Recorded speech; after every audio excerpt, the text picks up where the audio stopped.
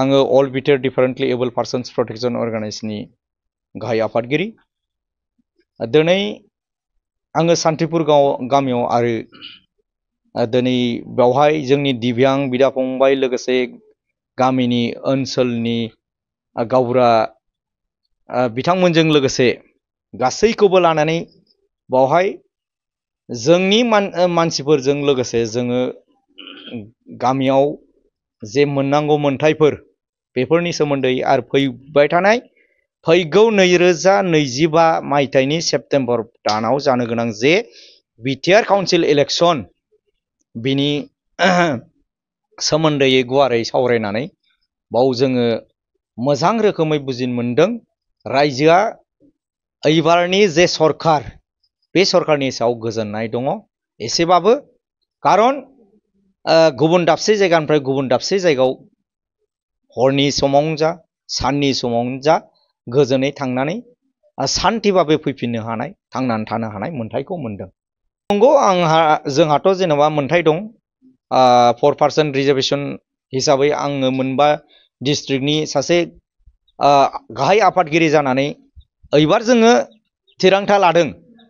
आङो इउपिपिएल दोलोनिफ्राय बिजाथि महरै जोङो सरकारनिफ्रायनो डिमान्ड खालामदों। जुदि मोनाबा सरकारा माथो खालामनो, जोंनि मोन्थायखौ लानानै जोंबो नांनांगोन।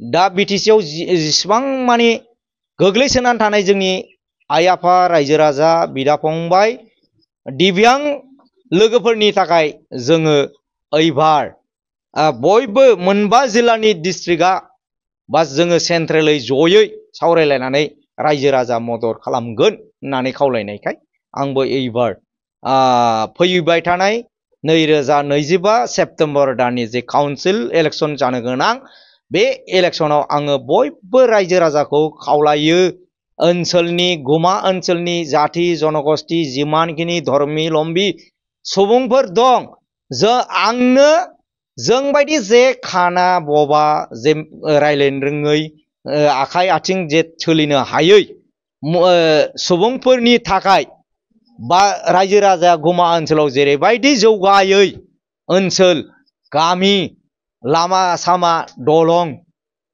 थांनाय जे गोबाव बोसोरनिफ्राय जे राजत्व खालामनाय सरकार बैफोरनि समफ्राव उन्नति बा डेभेलप जायैनि थाखाय जोंनि मानसिफ्रा थालांनायखाय जोंबो गोख्रोङै एबार आवगायनानै पाब्लिकनि मदद लानानै जेन देरहालांनानै रायजोनि खामानि मावनो हायो। रायजो राजाफ्राथ' बहुत जायगायाव खावलायदों। दा आंनो आफादगिरि जानानै आंना खुनु सेक्सन गैया, आंनो डाइरेक्ट थांनानै बयबो गामियाव आङो बयनिबो अनसायनाय मोननानै बयबो वेलकाम खालामदों। दा बावैसो मान्दारकुटियाव दंबावो, बिनिफ्राय दोलदोलियाव दंबावो, बिनिफ्राय आरो खुरसाकाटियाव आं होबावगोन।